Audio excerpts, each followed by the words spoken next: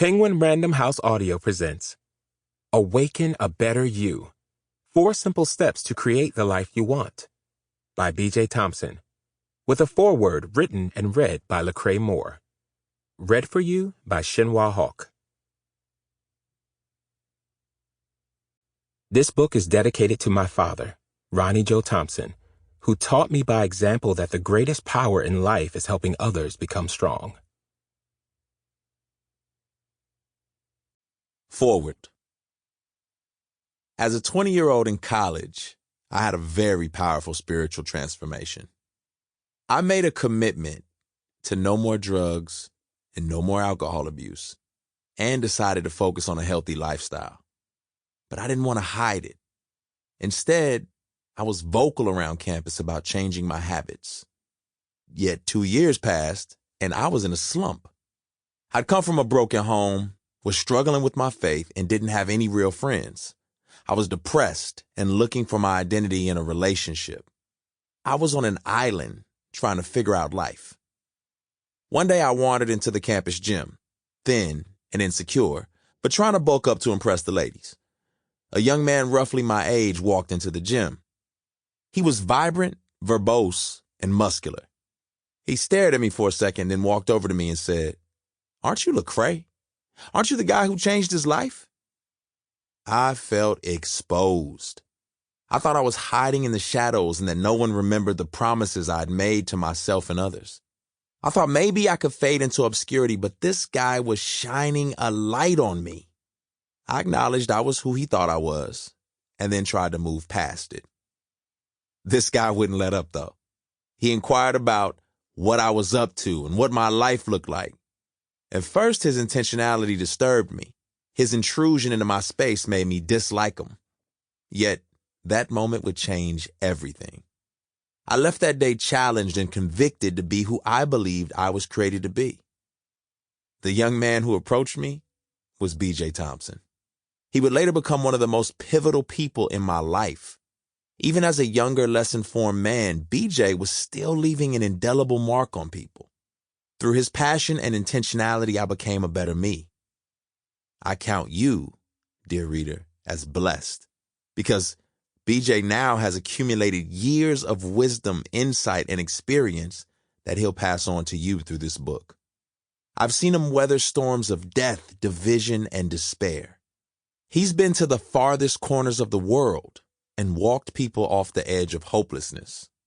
This book is the accumulation of those experiences brought to you. Many people will offer segmented approaches to health and choose only one part to address: relational, emotional, mental, physical, spiritual. However, BJ has learned that those areas are integrated and should be treated as such. A better you does not mean simply a better mind, marriage, career, or parent. Rather, a better you means all those areas of your life will be influenced because you dealt with yourself as a whole.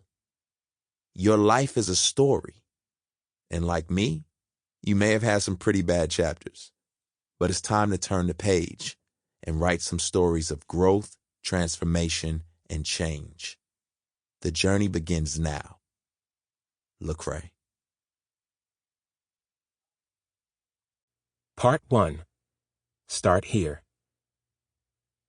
I shouldn't even be here. By rights, I should be dead. I shouldn't be anything close to successful. I was a premature baby, birthed to a 17-year-old mother and a father who left school in the 10th grade. I was raised in 2 zip codes that had the highest incarceration rates in Texas during the height of gang culture. John Singleton's movie, Boys in the Hood, was more than a window into my world. It was my life. I spent my early years as a latchkey kid, caring for my 2 younger siblings, convinced it was my job to keep us all alive. From a very young age, I recognized that though I loved my family, our life together was harder than it needed to be. I remember walking to the kitchen for cereal, turning the lights on, and watching as roaches scattered like a party had just ended.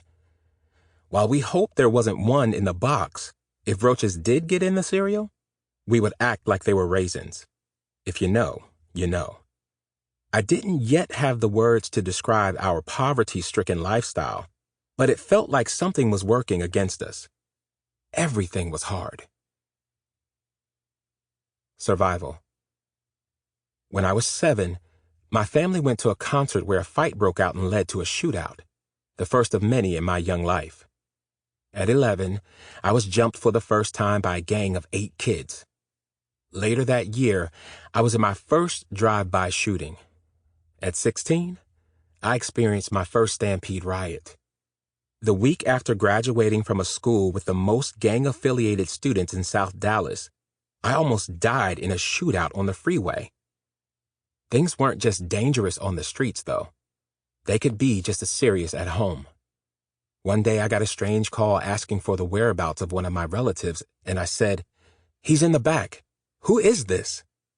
Next thing I knew, there was a loud bang at the door and someone was screaming, "Open up! Police!" I looked up as officers rushed into my house to pick up my relative for drugs or a related violation. I was speechless. Watching them carry away a close connection was unsettling and disturbing. If that was his future, was it also mine? The odds were stacked against me. Making it more difficult, I came of age in a nation that has a 400-year history of creating racially biased systems and enslaving and degrading people of color. I experienced the generational fallout of this dynamic firsthand. Those of you raised in similar circumstances can join me in testifying. We were in no way well-positioned to succeed. Like me, maybe you grew up not knowing a single person who worked a white-collar job, mostly because the white people took those sorts of jobs with them in what sociologists term white flight. Not a doctor, not a lawyer, not a business owner was left, unless you count the street pharmacists on the corners.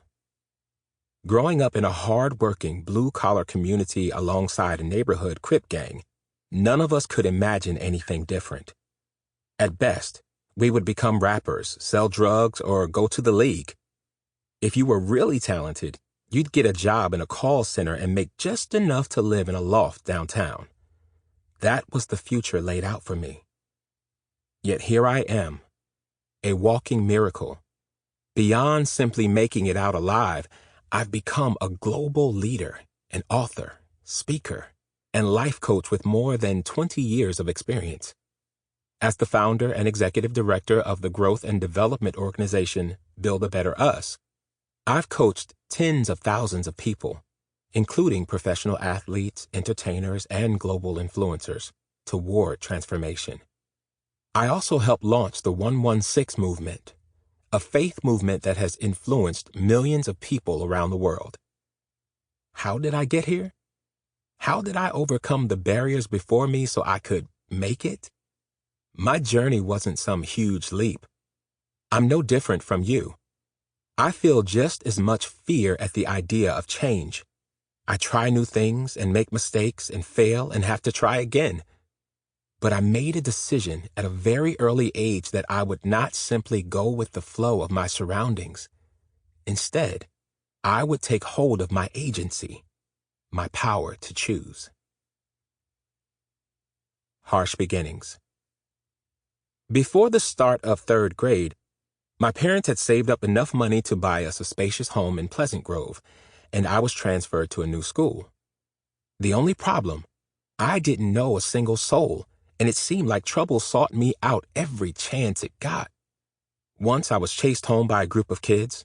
Another time I was walking home from school and suddenly felt a fist hit the back of my head. I was jumped by 8 to 10 boys for simply breathing the wrong way. And to top it off, my shoes were from Payless, in the era when everyone wore Jordans and name-brand shoes. I was roasted almost every day. "That ain't Jordan. That's an overweight man leaning on a backboard." I hated school.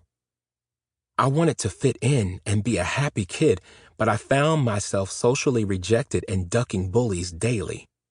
They would see me in the hall, dart in my direction and push me, mock me, or do something else that shook me.